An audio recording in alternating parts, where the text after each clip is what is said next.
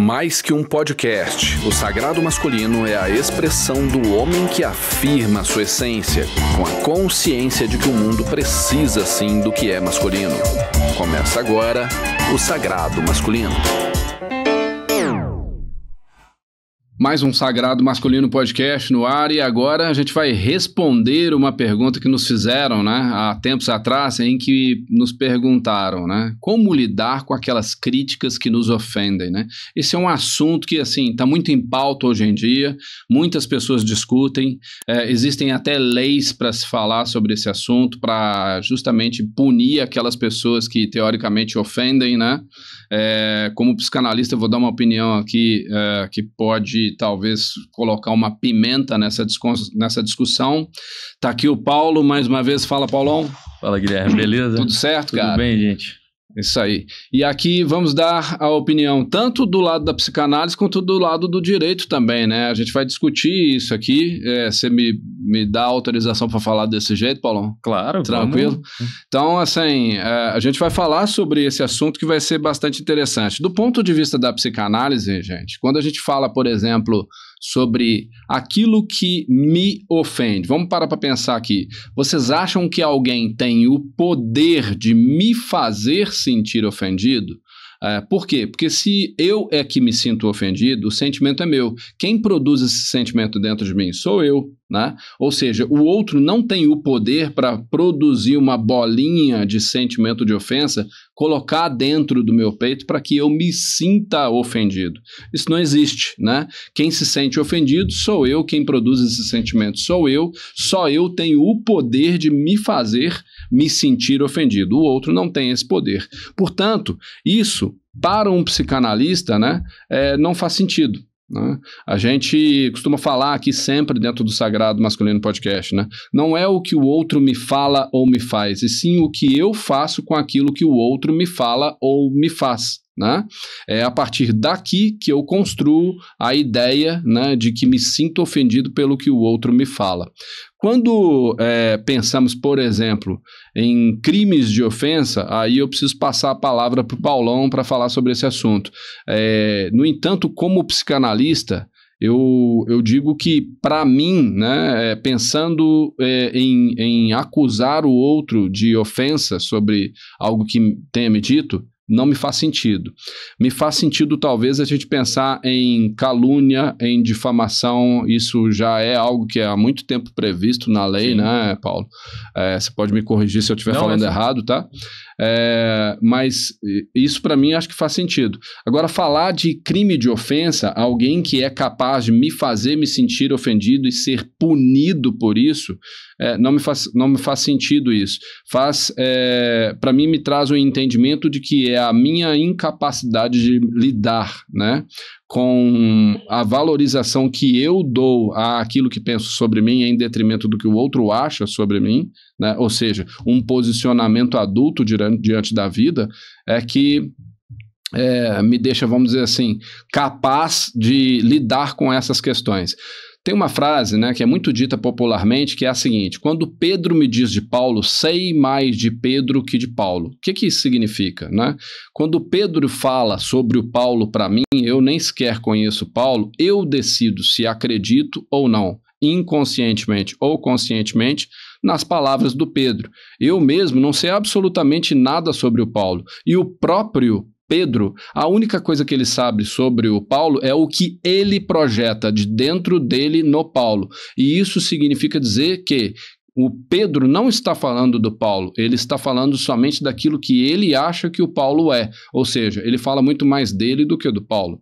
Então, se eu acredito nas palavras do Pedro, o que eu estou fazendo é desvalorizar a minha própria capacidade de entender quem é aquele Paulo que eu ainda nem conheço.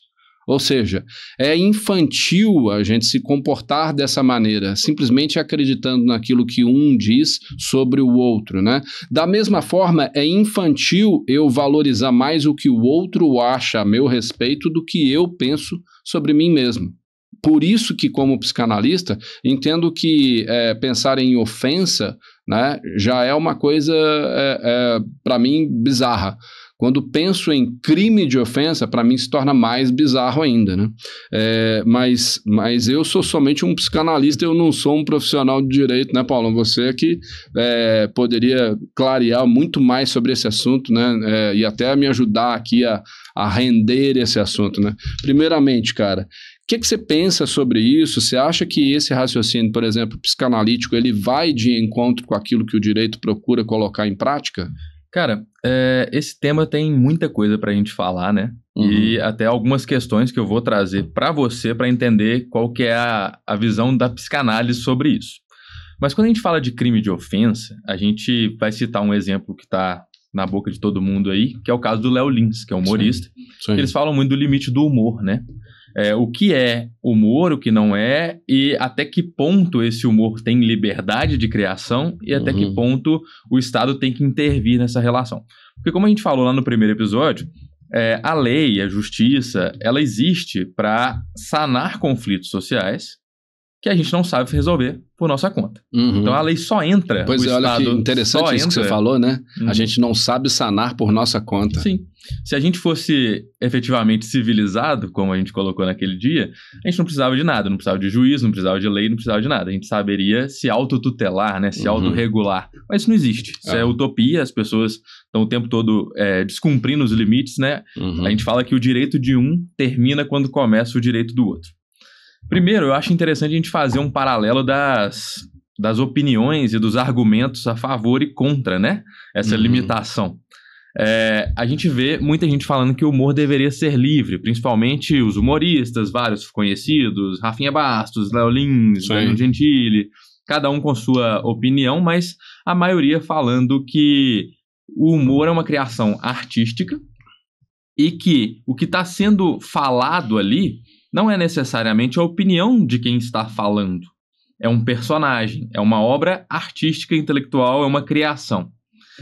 Eles usaram até um paralelo que eu acho, minha opinião pessoal, tá? Não é uma consultoria jurídica, é minha opinião pessoal. Bem ruim esse argumento, mas eles falam que se fosse assim, os atores e atrizes que fazem vilões cometendo vários crimes também deveriam ser penalizados. Porque eles também estão fazendo, na sua obra artística, coisas contra a lei. Mas aí eu acho que é um argumento muito forçado, porque raso, você vê uma obra de ficção, ela retrata a sociedade, e ali é uma representação do que de fato acontece, e na maioria das vezes, na maioria esmagadora, é para mostrar para a sociedade o que não é desejado. É um vilão que no final da novela vai ser prejudicado, vai ser preso, vai sofrer as consequências dos seus atos. É uma representação do que de fato acontece, né? E na questão do humor, ele traz mais para um lado de criar o riso, de movimentar o seu público através da sátira. Só que essa sátira, muitas vezes, ela começa a entrar no direito do outro e muitas vezes incitar ou até fazer apologia, né, a alguns crimes, algumas realizações criminosas que são previstas nos nossos códigos, né, o Código Penal, Estatuto da Criança e do Adolescente, Estatuto da Pessoa com Deficiência. E aí começa, assim, essa briga, essa discussão. A minha primeira pergunta, ela vai para a gente entender a parte da psicanálise, tá? Você fala que a gente é responsável por como nos afeta.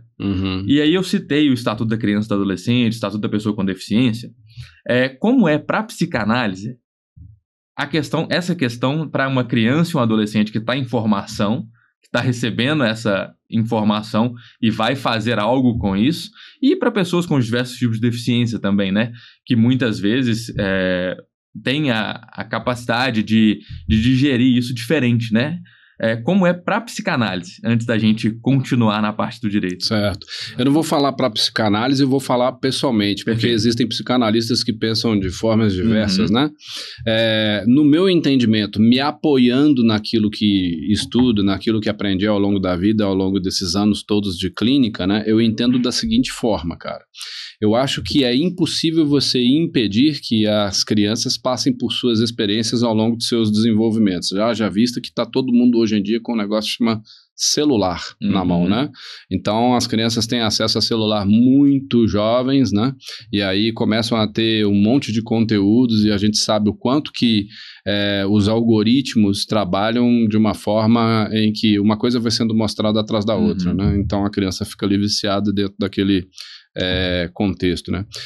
Mas eu entendo, cara, que primeiramente, os pais, eles precisam se organizar de uma forma em que o conteúdo que os interessa e interessa a ser passado para os seus filhos, porque é a responsabilidade dos pais a educação dos seus filhos, né? Não é responsabilidade do Estado, só para deixar claro, né, a educação dos filhos. No entanto, a escola tem sim a responsabilidade de educação por esses filhos enquanto eles estão na escola, né? Então, eu entendo que cada um de nós, como pais e mães, a gente precisa estar perto dos nossos filhos para que a gente saiba o que é que eles estão consumindo o tempo todo. No entanto, como falei, está todo mundo com o celular na mão. E aí os pais vão falar, tá, e como é que eu vou controlar aquilo que meu filho está vendo no celular quando eu estou lá no trabalho e ele está na escola? Né? Cara, cabe a você decidir se o teu filho fica ou não com o celular. É você quem comprou e entregou na mão dele. Ninguém forçou você a entregar o celular que você deu na mão do seu filho.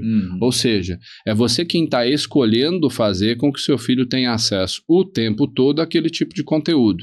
Né? E isso já começa por aí, atribuindo a responsabilidade para aquele que é, vamos dizer assim, o tutor, né, dos filhos. Né? Então, tipo... eu entendo, cara, que é impossível você impedir que a informação chegue de alguma forma. Eu estou chamando tudo de informação. Qualquer conteúdo que chegue produzido é informação, né?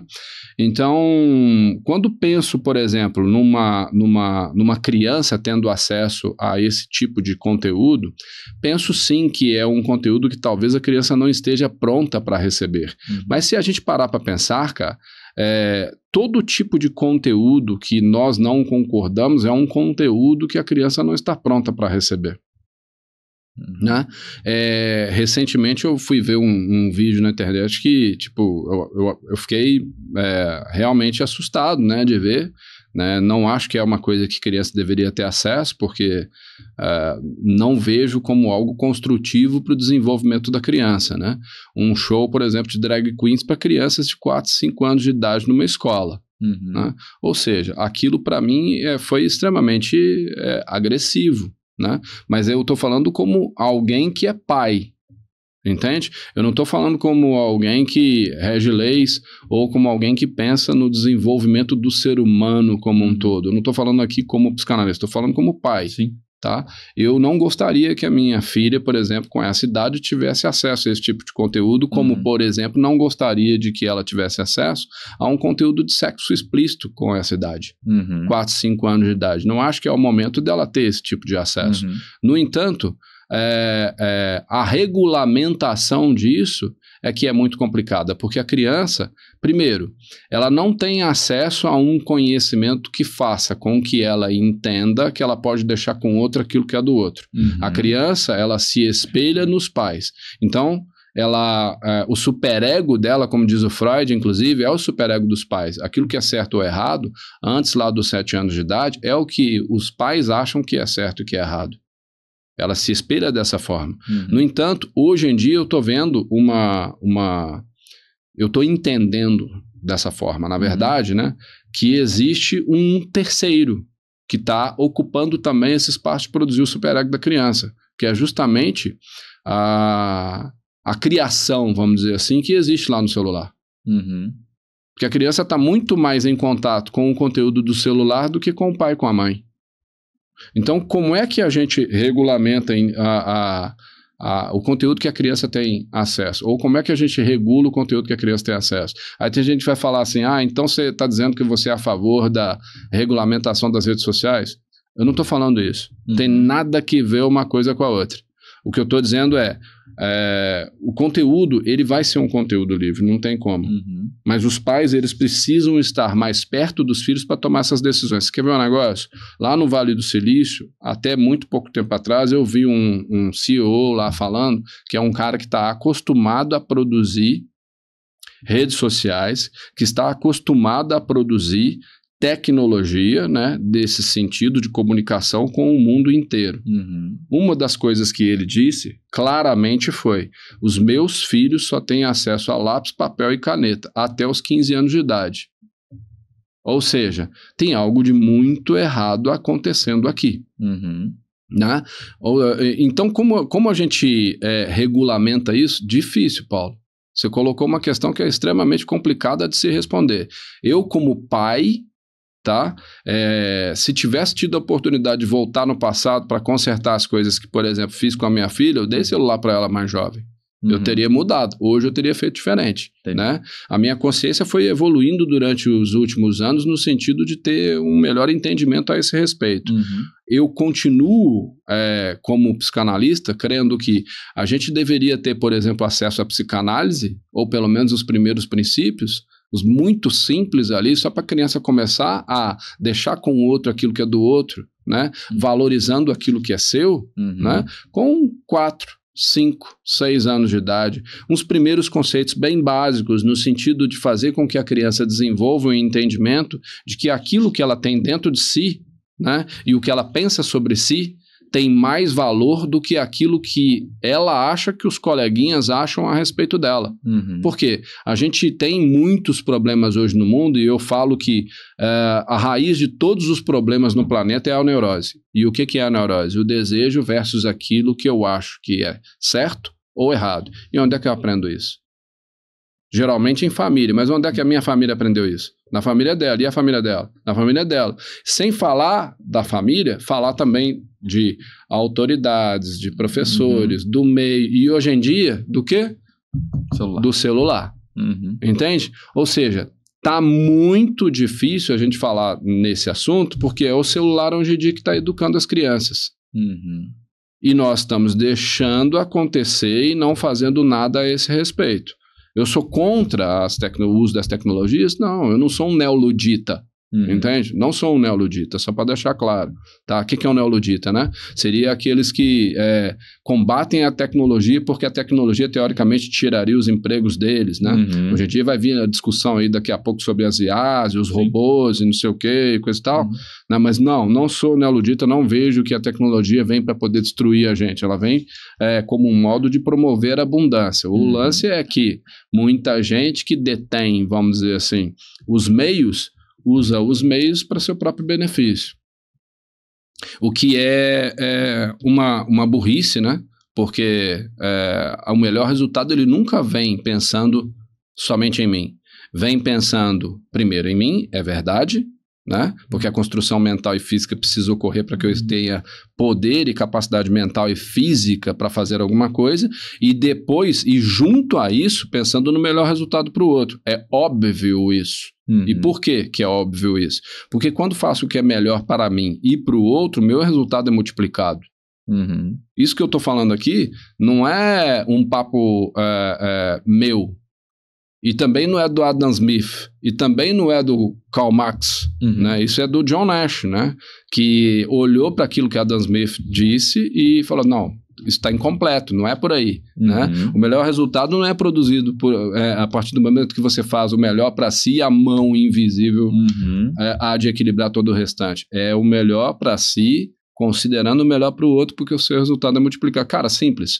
Você é mecânico, tem uma portinha de garagem só, você tem condição de receber um carro, beleza? Recebe seu primeiro cliente, faz o melhor para o seu cliente. O melhor que você puder. Trata ele bem, conversa bem com ele, vende bem os seus produtos, limpa o carro dele, limpa as peças, mantenha uma comunicação o tempo inteiro com o seu cliente, mostra o que você está fazendo e depois entrega um bom serviço. Cara, ele vai sair de lá encantado. O que vai acontecer? Ele vai te indicar para Deus e o mundo, não vai? Pois é, o seu resultado é multiplicado.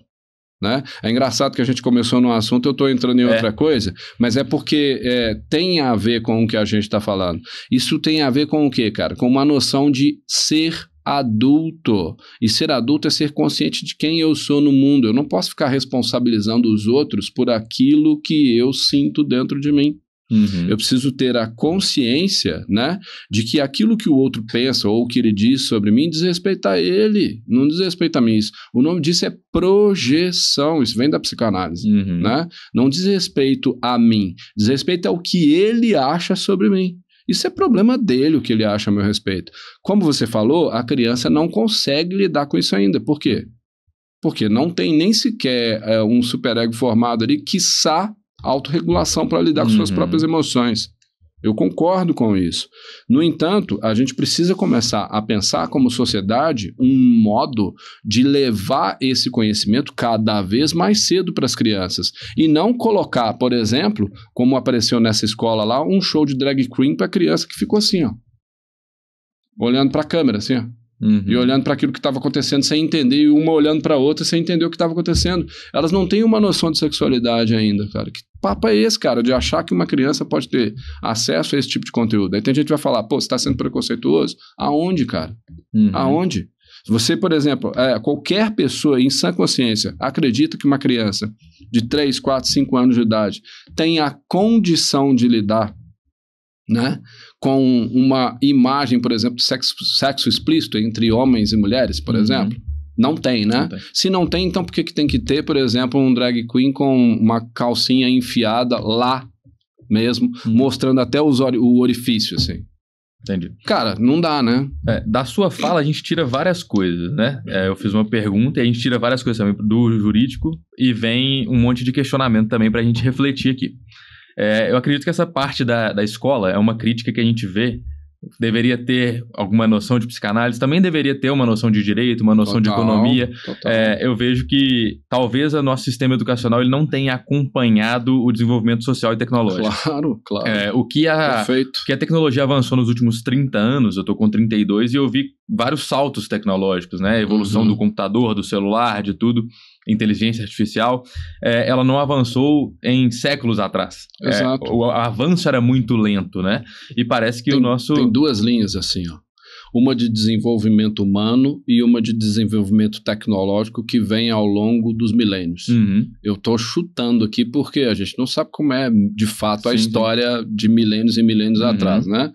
A gente usa aquilo que conta-se na história acadêmica para falar disso, né? Mas vamos lá.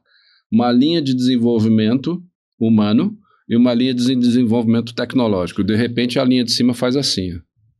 Sim. E a desenvolvimento humano continua aqui. Aí o desenvolvimento tecnológico vai lá em cima. A gente pega o nosso sistema educacional, há quantos anos ele é muito parecido, com poucas mudanças, a forma de educar, de ensinar, os conteúdos ensinados também, e o acesso dessas crianças à informação, como que mudou? Eu comecei a fazer trabalho escolar em enciclopédia. A minha mãe e meu pai, eles compravam Barça, até outros lá, Almanac Abril. A gente buscava informação ali. Logo depois é computador, logo depois as coisas vão mudando, assim, numa rapidez, e o sistema educacional não. O que uma criança estuda hoje é basicamente o que eu estudei e o que você estudou. Sim. Então a gente tem aí a primeira reflexão, né? Quais seriam as mudanças, eu não tenho resposta para isso, que deveriam acontecer na grade curricular e na forma de ensinar para acompanhar os novos tempos. Isso aí é uma coisa. Sim. Uma outra reflexão que me veio, quando você fala... Que dá um podcast inteiro, né? Inteiro, até mais de um. Quando você fala que tem que ser bom pra mim e bom pro outro. A gente vai na liberdade de expressão. Será que o limite, então, da liberdade de expressão não é quando ela é só boa pra mim e quando ela fere de alguma forma o direito do outro? Então, assim, se ela não tá sendo boa pro outro também, a gente não tá desenvolvendo. Perfeito. No entanto, eu não tenho a condição de controlar aquilo que o outro pensa e sente. Ou seja, o que o outro pensa e sente vai virar atitude em algum momento. Se não virar em forma de expressão, vai virar de outras formas, e talvez as formas sejam piores do que a que poderia sair como fala, né? O Freud diz o seguinte, cara: quando a boca se cala, falam as pontas dos dedos. Ou seja, se você buscar reprimir a expressão, essa expressão pode vir para fora de outras formas piores. E isso está acontecendo agora. Nós estamos vendo o tanto que as pessoas estão agressivas em muitos aspectos. Né? E, inclusive, não tenho esses dados, eu não sou pesquisador de dados de crimes, essas coisas, né? Talvez você tenha essa informação, mas até onde sei, até onde fiquei sabendo, né?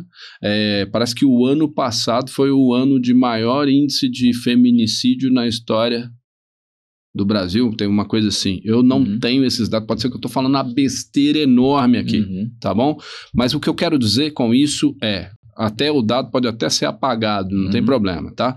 Mas o que eu quero dizer as leis e a repressão sobre aquilo que o homem pensa e sente não é suficiente para fazer com que ele deixe de ser infantil diante do uso de seu ímpeto agressivo, tanto o homem quanto a mulher. Né? Ou seja, não é através, e a gente fala sobre isso aqui, né? A gente fala que inclusive o direito precisa cumprir esse papel que é extremamente difícil de se cumprir. E por que é difícil de se cumprir? Porque nós estamos lidando com pessoas que são infantis, que não querem crescer, né? E se nós tivéssemos uma sociedade, como a gente fala, civilizada, adulta, a gente não precisaria nem da psicanálise, nem do direito, nem de polícia, nem de leis, nem de nada que venha com o objetivo de regulamentar as ações. Né? A gente teria, vamos dizer assim, profissões obsoletas, né? Ou talvez nem precisasse de profissão. Com o desenvolvimento da IA, a gente não sabe o que vai acontecer, né? Se daqui a pouco os robôs vão tomar conta de todas as funções produtivas e talvez tenhamos que desenvolver propósitos de existência, né? Por que estamos vivos e para que estamos vivos, né? A gente está vivo para quê? Para construir sabedoria? Né? Até entendo que a prosperidade, olha que loucura que a gente está viajando tanto aqui, porque a prosperidade, para mim, ela não vem da quantidade de dinheiro que você tem no banco ou dos bens que você tem. Até porque o que mais tem é gente com muito dinheiro e dentro do meu consultório. O que não significa que é o dinheiro que vai fazer você ficar feliz ou ficar se sentindo realizado. E sim, o modo como a tua sabedoria acompanha a tua prosperidade. As duas coisas precisam caminhar aliadas. E por isso, quando se pensa, por exemplo, num tripé de saúde, se pensa em mente e corpo, prosperidade e relacionamento. Saúde mental e física, saúde talvez financeira, né? Ou próspera, ou de prosperidade, e saúde relacional. Né? Se você tem um bom relacionamento ou bons relacionamentos, a tua cabeça fica suficientemente boa para que você possa, por exemplo, desenvolver as tuas finanças. Se a tua mente e seu corpo tá bom, tuas relações estão boas. Se tuas relações estão boas, teu dinheiro tá bom. Se teu dinheiro tá bom, tua mente e físico também tá bom. Agora, qual é a dificuldade que nós temos de olhar para isso? É difícil de olhar para isso, por quê? Porque quando a gente fala disso, cada um vai se defender do seu jeito. Mas isso acontece porque o outro é sempre o outro. Como a gente falou já. O outro é responsável por isso, por aquilo outro. Cara, e eu? Eu não tenho responsabilidade? Eu tô viajando aqui nessas ideias. Eu também. E quando a gente fala, então, que na questão da expressão, da liberdade de expressão, a sociedade deveria, a gente fala que seria o ideal de sociedade, de desenvolvimento, que as crianças estudassem na escola já um pouco, a gente pode estabelecer que hoje o panorama social pouquíssimas pessoas estão realmente desenvolvidas no seu intelecto, na sua individualidade, no seu desenvolvimento pessoal, para absorver toda essa liberdade de expressão e lidar com isso da forma correta, beleza? Perfeito. Então, o que é o dever da lei, do direito, do Estado? É suprir, é preencher as lacunas que a sociedade não consegue. Então, eu entendo que hoje, no nosso nível de avanço de sociedade, no nível que a gente tem hoje, é claro que eu concordo que deveria ser assim, mas eu acho que para hoje é importante e a gente não pode ter nenhum direito que é absoluto. Então eu entendo que ainda é necessário, pelo estado que a nossa sociedade está, que tenha sim essa limitação à liberdade de expressão. Ela não pode ser ampla e restrita. Aí você está então ampliando para todo tipo de expressão, então, que diga respeito a qualquer tipo de entendimento de apologia? Porque aí eu vou trazer uma outra reflexão também, que eu acho que até já comentei com você em outro ambiente. Quando a gente fala do humor, especificamente... Porque existe o Léo Lins e existe o Oruan. Exatamente, exatamente. A gente tem uma série de pessoas que eu acho que o principal para a gente ter um entendimento maduro é a coerência. E não simplesmente criticar uma coisa que eu não gosto e elogiar uma que eu gosto. Perfeito. A gente tem o Oruan, que é filho de um traficante famoso, e ele hoje é um cantor. Eu não tenho muito conhecimento sobre as músicas dele, mas basicamente a crítica ele faz apologia ao tráfico, à vida da criminalidade, ele glamouriza na sua música esse estilo de vida. E as pessoas, a crítica ele não deveria ter liberdade para fazer isso, porque ele está glamourizando um crime, está glamourizando algo errado, está fazendo com que os jovens, com que as pessoas tenham aquilo como um ideal. Basicamente, o que o humorista e o cantor fazem na sua música ou no seu show de stand-up é arte.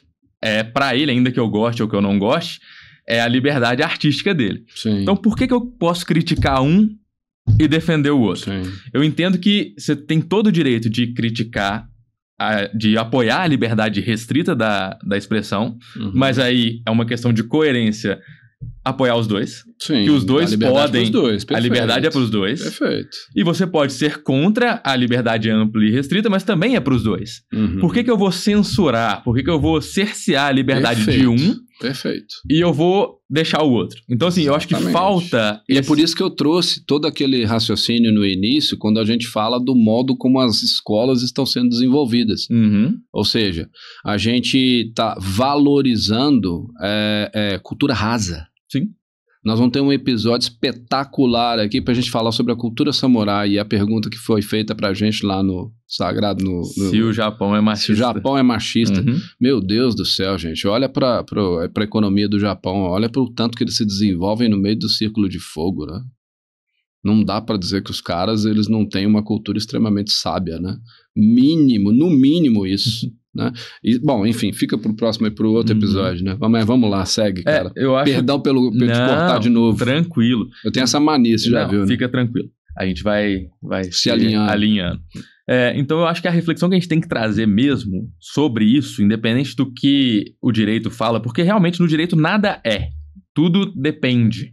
E o pessoal fica puto com isso, né? Sim. Porque pergunta, Paulo, e aí? Eu falo, depende. Tem o caso concreto, tem as análises, tem os julgamentos. Às vezes, dois casos parecidos, um detalhe ali faz com que um seja julgado de uma forma e o outro de outra. São as aplicações do direito, né? Mas eu acho que a gente tem que refletir aqui, sim, fazendo um apanhado. Sim, concordo que o ideal seria que todos tivéssemos o nosso autoconhecimento e um autodesenvolvimento suficiente. É aqui que tem que ser atacado. Para não se deixar afetar pelo que o outro fala, e aí sim a liberdade de expressão seria irrestrita, porque se ela não afeta ninguém, se ela não prejudica ninguém, se ela não atrapalha, principalmente, né, aquelas pessoas que o Estado tem por obrigação legal tutelar. Inclusive você saberia valorizar aquilo que está te elevando, não qualquer coisa. Sim, porque a partir do momento que você está bem desenvolvido com você consegue filtrar todas as informações, o que você aproveita e o que não. Mas como não existe esse desenvolvimento social geral, a importância do Estado, sim, como dever legal de tutelar as crianças, as pessoas com deficiência e agir nesses casos, ele ainda permanece sendo necessário. Eu concordo com isso, desde que, como você falou, seja aplicado para todos. Sim. No entanto, como não é aplicado para todos, então eu sou a favor da liberdade de expressão como um todo. A minha origem é o jornalismo, né? Meu pai era jornalista, você sabe disso, há muitos anos, e eu fui também durante 15 anos, né? Então, quando a gente fala de liberdade de expressão, eu não tenho como, né, dizer que, tipo, não sou a favor da liberdade de expressão. Eu acho que cada um deve, sim, se responsabilizar por aquilo que diz. Entende? Só que essa responsabilidade, ela já vem, cara, numa sociedade que está, vamos dizer assim, pronta para lidar com isso, ela já vem naturalmente, cara. Porque quando você se posiciona, né, e quando você fala, e quando você dá a sua contribuição, né, se essa contribuição não for interessante para um povo que está interessado no próprio desenvolvimento, né? Essa contribuição ela não vai ser valorizada. Então, ela vai se perder, né? A grande questão é que nós fomos acostumados aqui no Brasil, e isso é um assunto também interessante, de repente até para outro podcast, é que nós somos acostumados aqui no Brasil como se eu não me engano, acho que era o Otávio Augusto, o imperador romano, que acho que acho que ano 20 alguma coisa antes de Cristo, deu pão e circo para as massas em Roma, para que elas tivessem tanto o primeiro e o segundo degrau, né, de Maslow, ou os dois primeiros princípios, ou os dois princípios orientadores, né, segundo Freud, né, sobrevivência e prazer. Quando você tem isso na mão, sobrevivência e prazer, você tende a ficar dócil, né? E a população brasileira, ela recebe isso. Ela recebe pão e circo, né? O pão vem da onde? Por exemplo, né? Dos próprios programas de governo que entregam o dinheiro na mão da pessoa para que ela possa sobreviver, né? Você é contra, então, que as pessoas recebam algum benefício para que... Não é isso. Eu só acho que o modo como isso é feito não está legal, não está bom, não está suprindo as necessidades que precisam suprir, porque tá cheio de casos aí de gente que está se beneficiando de várias formas e desonestamente diante desses programas. E aí você vai falar assim, então, mas isso é a minoria, cara. Vai nessas escolas estaduais, por exemplo, que tem nos bairros de Belo Horizonte, não precisa ir longe, tá? Veja como é que funciona lá. Veja como é que as crianças chegam nessas escolas. E tem um benefício de todo tipo, né? Até de ter crianças na escola, né? Que os pais recebem, né? Número de crianças na escola, por exemplo.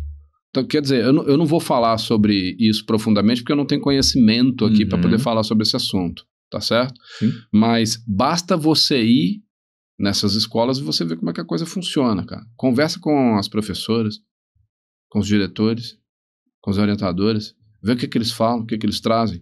O que a gente faz? A gente simplesmente vai e coloca algo para a população. Para quê? Para ela ficar dócil. Por quê? Porque na próxima eleição, quem que vai ganhar a eleição se estiver promovendo esse tipo de ação? A pessoa que está promovendo. Exato. Então, por trás disso daí, tem muito mais, gente. Tem muito mais. A estrutura que é feita, por exemplo, no Brasil, nesse sentido, ela é podre. E aí a gente entra de novo no que a gente estava falando, né? Da coerência. Que a gente falou do Oron e do Léo Lins. Basicamente, todo tipo de governo, historicamente, sempre fez isso. O pão e circo. Total. Seja ele de direita, de esquerda, de centro, etc. Total. A esquerda e a direita são faces da mesma moeda. Exatamente. E aí, eu acho interessante a gente pontuar isso também, porque muita gente vai falar, não, mas quem faz isso é o governo que tá aí. Mas aí, e o outro? Entendeu? Então, eu acho assim, é muito difícil hoje, essa sociedade extremada que a gente vive, a gente ter coerência. Então, eu acho que a gente tem que ter coerência de olhar para os defeitos, ainda que a gente tenha votado ou apoie determinada pessoa, ou determinado partido, determinada ideologia. Então, se a sociedade se desenvolve a ponto de entender que mesmo que aquela pessoa seja alinhada ao meu pensamento ideológico, ela também comete erros e ela tem que sim ser fiscalizada pela sociedade, principalmente, a gente vai ter uma evolução social geral, né? E se a gente começa a entender também que esquerda e direita possuem pautas positivas e pautas negativas, projetos positivos e projetos negativos, aí cara, a gente chega, sim, numa autocrítica, numa sociedade crítica o suficiente para se desenvolver. Cara, a esquerda é mãe, a direita é pai, beleza? Quando eu, de alguma forma, busco alguém que resolva os meus problemas, que cuide de mim, eu tô querendo mãe. Quando eu quero, por exemplo, alguém que limpe o caminho para eu fazer aquilo que eu acho que eu quero fazer do jeito que eu acho que eu devo fazer, eu quero um pai que faça essa limpeza aqui no meu caminho. Entende? Então, essas duas formas de olhar para a existência, elas são formas infantis. As pessoas não estão se dando conta disso. Quando falo que esquerda e direita são faces da mesma moeda, o que eu estou querendo dizer é que quando você junta esses dois, você faz isso aqui, ó. Isso aqui é yin e yang, feminino e masculino, esquerda, direita. Se tem algum problema lá na infância, busca uma mãe no Estado. Se tem algum problema lá na infância com o pai, busca um pai no Estado. Você entendeu? Sim. Nós vamos falar disso daqui mais adiante, cara. Vamos ter aqui um convidado que vai falar sobre constelação, que vai ser espetacular mais adiante, os episódios adiante, né? E a gente vai trazer um texto aqui que eu escrevi, cara, se eu não me engano, acho que foi 2020, cara. Nem estava acontecendo essas coisas aqui que estão acontecendo hoje. E nós vamos ver o tanto que o texto é extremamente contemporâneo. Está exatamente de acordo com o que está acontecendo, mas dentro dessa análise totalmente sistêmica e psicanalítica, explicando, né, que nossas dificuldades lá na infância que fazem com que nós nos manifestemos no presente do modo como nos manifestamos, né, buscando uma mãe no Estado, buscando um pai no Estado. Cara, eu acho sensacional. A gente está caminhando para o final desse episódio, né? Uma pena, né? Tem muita coisa para falar. Então, assim, mas eu acho que para encerrar a minha participação específica nesse tema, eu entendo que a gente tem que ter muita sabedoria para, primeiro, acho que de tudo que eu disse, se a gente tirar algo, é a coerência. A gente tem que ser crítico com o nosso próprio pensamento. Perfeito, cara. Por que eu estou criticando? Por que eu estou apoiando? E se eu não estou julgando diferente, duas coisas muito parecidas. Então, autocrítica e responsabilidade e coerência é fundamental. Sócrates, né, cara?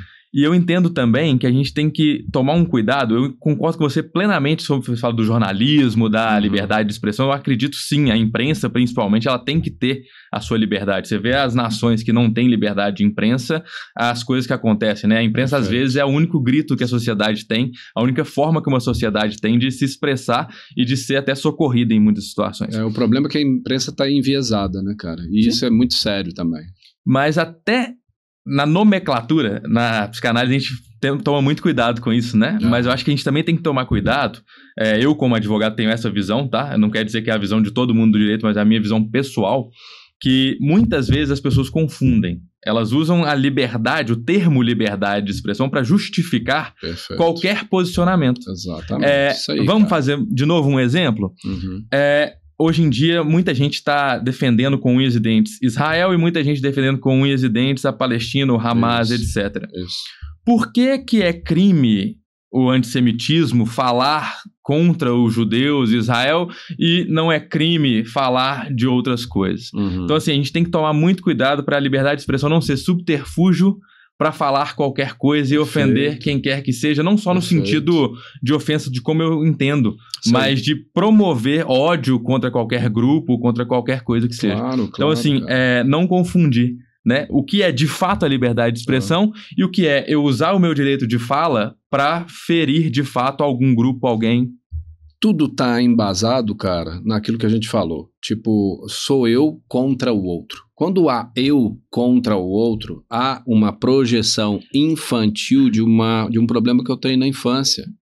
Se eu tive, por exemplo, uma mãe que fez, vamos dizer, sei lá, uma super proteção sobre mim, né? E um pai que, tipo, apesar de ter comparecido ali, se omitiu diante disso, ok? Eu cresço e me torno um adulto, né? Com dificuldades de me expressar lá fora com o meu masculino.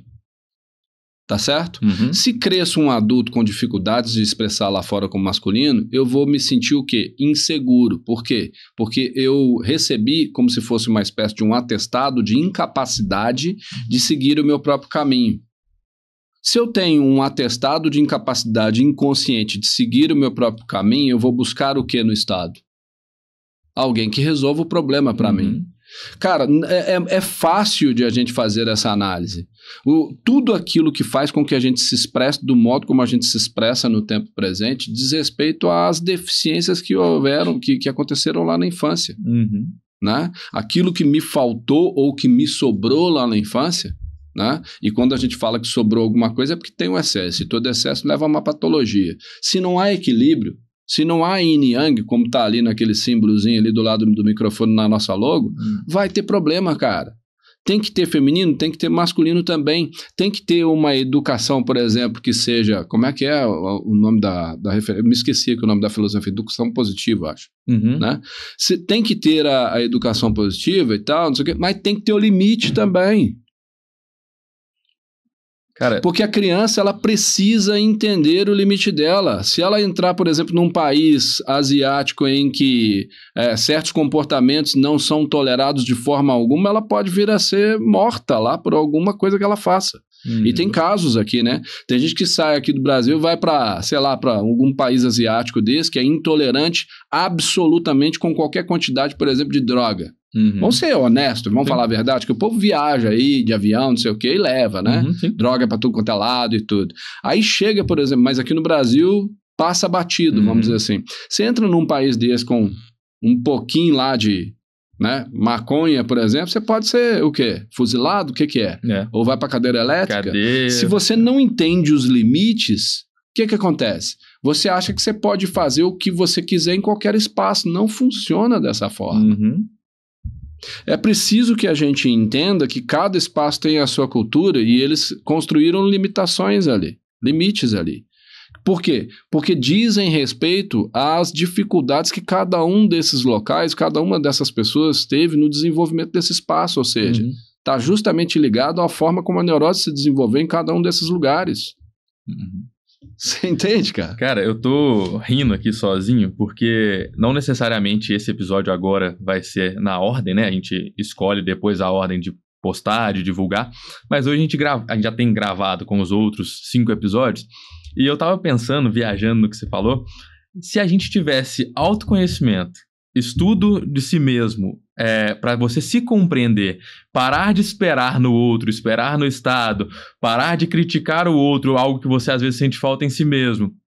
Olha como que quase tudo que a gente discutiu não seria nenhum tema de discussão. Perfeito. Se você tivesse para você aquele olhar da sua própria responsabilidade, se todo mundo assumisse a própria responsabilidade, entendesse que não é o Estado, não é o posicionamento de um, de outro, não é o que o outro faz.